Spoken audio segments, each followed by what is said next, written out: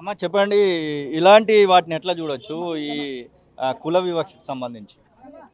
అసలు ఇంకా కుల వివక్షనే ఉన్నది అనుకుంటే చాలా బాధాకరమైన విషయం. ఎందుకంటే ఒక అడ్వకేట్‌కే ఈరోజు అట్లా జరుగుతుంది అంటే, మామూలు జనాన్ని ఇంకెట్లా చూస్తున్నావు?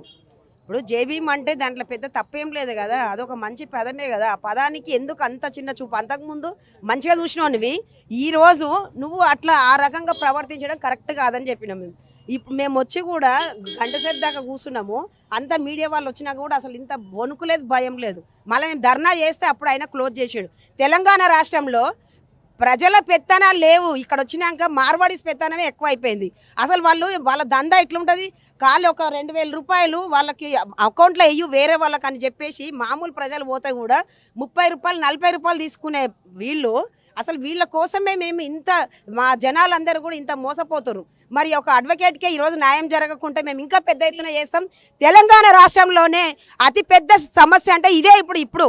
ఇన్ని రోజులు జరిగింది ఒకెత్తు, ఇప్పుడు ఇంకా చాలా జరుగుతున్నాయి. దీని మీద తెలంగాణ రాష్ట్రంలో ఉన్న వాళ్ళందరూ కూడా ఎక్కడైతే వీళ్ళు ఉన్నారో వీళ్ళందరినీ కూడా మనమందరం కూడా పెద్ద ఎత్తున మనము ఇలాంటివి జరగకుండా చూసుకోవడమే మన బాధ్యత. జై భీమ్, జై తెలంగాణ. కులం పేరుతో ఒక